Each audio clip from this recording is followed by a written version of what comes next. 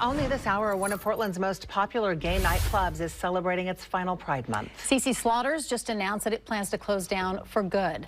The iconic Old Town nightclub will shut its doors on August 3rd.